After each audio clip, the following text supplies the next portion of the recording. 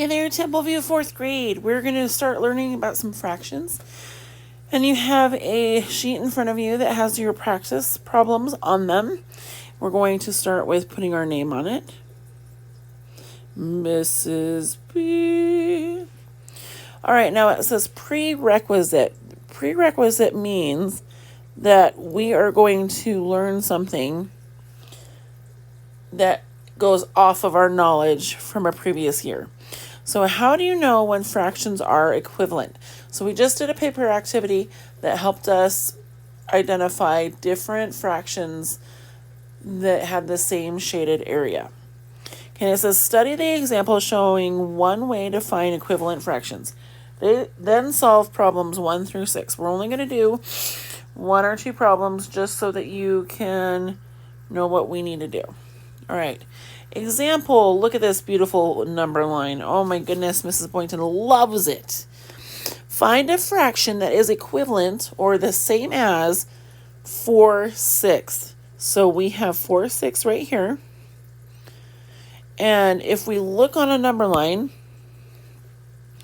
whatever is right on the same line as the 4/6 means those are equivalent. So we know that 2/3 is also equivalent because it is the same mark. It represents the same mark on the number line.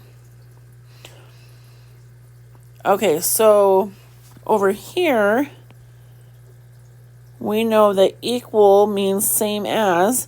So we can say that 4/6 is the same as 2/3. And we know this because we drew the number line. We put the fractions on it. And it made sense. Like the 2/3 is the same as 4/6. Okay, so number 1. Look at the number line in the example above. Write a fraction equivalent to 2/6. So 2/6. We're looking at our number line. Beautiful number line. And we're looking 2/6. Now, we know that it has to represent the exact same part of the number line. So we know that it has to share this line with 2/6. So our equivalent fraction would be our 1/3.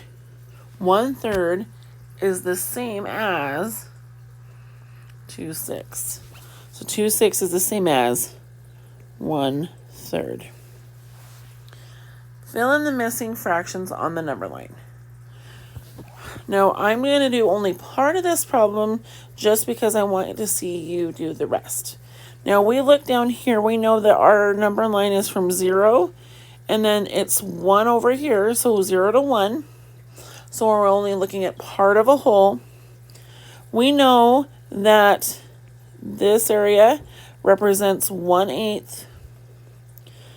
And then this would represent 2 of those parts. So it wouldn't be 1/8, it would be 2/8. And then because it's the same section, the same part, that would be 3/8. And then look at this. We have 1/8, 2/8, 3/8, 4/8. Same, 5/8. The same would be the 6/8. 7/8, 8/8. If I eat 8 parts of an 8-piece pie, I have 1 whole pie. So we are done with that. Now I want you to figure out what goes here. Again, we're not doing 8s, we're doing this section right here. So what is that going to be? All right, guys. You've got this. Remember, it's the front and back. Remember, you're loved, and we will see you later. Bye-bye.